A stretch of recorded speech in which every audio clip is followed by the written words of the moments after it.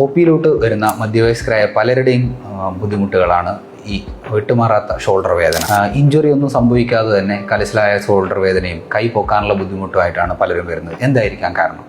നമസ്കാരം, ഞാൻ doctor Navaneeth S B, consultant orthopaedic surgeon. നിങ്ങളുടെ പ്രശ്നം, ഈ പറഞ്ഞ ഒരു പ്രശ്നം ഫ്രോസൺ ഷോൾഡർ അഥവാ അത് സി ക്യാപ്സുലൈറ്റിസ് അഥവാ പെരിയാർത്രൈറ്റിസ് എന്നറിയപ്പെടുന്ന ഒരു ബുദ്ധിമുട്ടാകാം. ഇത് 90% ആൾക്കാരിലും ഷുഗറിനോടനുബന്ധിച്ച്, അതായത് പ്രമേഹമുള്ളവരിലാണ് ഈ ഒരു പ്രശ്നം കണ്ടുവരുന്നതെങ്കിലും ഷുഗർ ഇല്ലാതെയും ഒരു പ്രശ്നവും ഇല്ലാത്തവരിലും, പിന്നെ തൈറോയ്ഡ് ഡിസീസസ് അല്ലെങ്കിൽ സ്ട്രോക്ക് വന്നവരിൽ അല്ലെങ്കിൽ എന്തെങ്കിലും തരത്തിലുള്ള വാതരോഗമുള്ളവരിൽ ഇത് സാധാരണയായി കാണാറുണ്ട്. നമ്മുടെ ഷോൾഡർ ജോയിൻ്റ് എന്ന് പറയുന്നത് വളരെയധികം ചലനശേഷിയുള്ള ഒരു ജോയിൻ്റാണ്. അതിനാൽ തന്നെ അതിനെ സ്റ്റെബിലൈസ് ചെയ്യാൻ വേണ്ടി അനവധി ലിഗമെൻറ്റുകളും കവറിംഗ് ആയിട്ട് ഒരു ക്യാപ്സ്യൂൾ എന്ന് പറയുന്ന സ്ട്രക്ചറും ഉണ്ട്.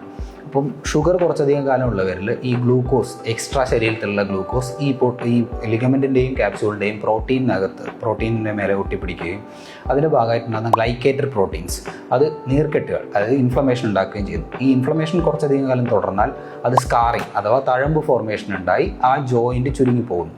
ജോയിൻ്റെ ക്യാപ്സ്യൂളും ലിഗമെൻറ്റുകളും സ്കാറിങ്ങിൻ്റെ ഭാഗമായിട്ട് ചുരുങ്ങിപ്പോകുന്നു. അതിൻ്റെ ഭാഗമായിട്ടാണ് ഈ കഠിനമായ വേദനയും മൂവ്മെൻറ്റ് റെസ്ട്രിക്ഷൻ, അതായത് അനക്കാൻ പറ്റാത്ത ബുദ്ധിമുട്ടും വരുന്നത്. ഈ ഒരു പ്രശ്നത്തിന് 3 സ്റ്റേജുകളാണുള്ളത്. ആദ്യത്തെ സ്റ്റേജിൽ വേദന വളരെയധികം ഉണ്ടാവും, മൂവ്മെൻറ്റിന് വലിയ കുഴപ്പമുണ്ടാവില്ല.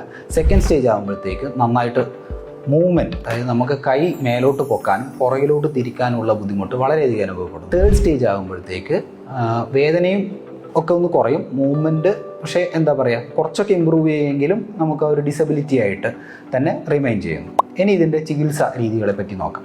ഫസ്റ്റ് സ്റ്റേജിൽ തന്നെ വരികയാണെങ്കിൽ, അതായത് പെയിൻ ഉണ്ട് എന്നാൽ അധികം മൂവ്മെൻറ്റ് റെസ്ട്രിക്ഷൻ ഇല്ലെങ്കിൽ, ഡോക്ടർ നിങ്ങൾക്ക് വേദനയും നീർക്കെട്ടും കുറയ്ക്കാനുള്ള മെഡിസിൻസും അതോടൊപ്പം തന്നെ കുറച്ച് മൂവ്മെൻറ്റ് മെയിൻറ്റെയിൻ ചെയ്യാനുള്ള എക്സസൈസുകളും പറഞ്ഞു തരുന്നു.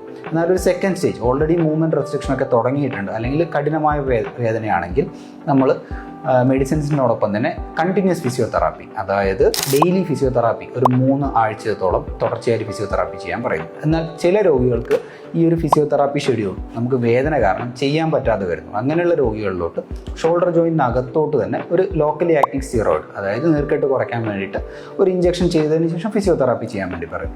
എന്നാൽ ചില രോഗികൾ വളരെ ലേറ്റായിട്ട്, അതായത് നമുക്ക് കൈ ഒട്ടും തന്നെ അനക്കാൻ പറ്റാത്ത അവസ്ഥയിലായിരിക്കും വരുന്നുണ്ടാകുക. അങ്ങനെയുള്ള രോഗികളിൽ മാനിപ്പുലേഷൻ അണ്ടർ അനസ്തേഷ്യ, അതായത് അനസ്തേഷ്യ കൊടുത്ത് ആളെ ഒന്നുകിൽ പൂർണ്ണമായും കുറച്ച് നേരത്തേക്ക് മയക്കിയിട്ട് അല്ലെങ്കിൽ കൈ മൊത്തമായി മയക്കിയിട്ട് ആ ഡോക്ടർ ഫോഴ്സ്ഫുള്ളി ആ ഒരു എവിടേക്കാണോ സ്കാറിങ് സംഭവിച്ചിരിക്കുന്നത് അതൊക്കെ റിലീസ് ചെയ്ത് വിടുന്ന പ്രക്രിയയാണ് മാനിപ്പുലേഷൻ അണ്ടർ അനസ്തേഷ്യ. ഇതൊരു സിംഗിൾ ഡേ പ്രൊസീജിയറാണ്. അത് ചെയ്തതിന് ശേഷം എക്സസൈസ് കണ്ടിന്യൂ ചെയ്യും. കൂടുതൽ ബുദ്ധിമുട്ടുകൾ അനുഭവിക്കുന്ന ആൾക്കാരിൽ ചെയ്യുന്ന ഒരു പ്രൊസീജിയറാണ് ആർത്രോസ്കോപ്പിക് അദസിയോലൈസിസ്, അതായത് താക്കോൽ ദ്വാരം വഴി ഉള്ളിലോട്ട് നമ്മളൊരു ക്യാമറ പാസ് ചെയ്തിട്ട് എവിടേക്കാണോ സ്കാറിങ് കൂടുതലുള്ളത് ആ ഭാഗങ്ങളൊക്കെ റിലീസ് ചെയ്ത് വിടുന്നത്. ഇതൊക്കെയാണ് ഇതിൻ്റെ ട്രീറ്റ്മെൻറ്റ് രീതികൾ. നിങ്ങൾക്ക് ഇതിലേതെങ്കിലും ബുദ്ധിമുട്ടുകളുണ്ടെങ്കിൽ നിങ്ങളുടെ അടുത്തുള്ള ഒരു ഓർത്തോ ഡോക്ടറെ സമീപിച്ച് അതിനുള്ള ചികിത്സ തരണമെന്ന് അഭ്യർത്ഥിക്കുന്നു. നന്ദി.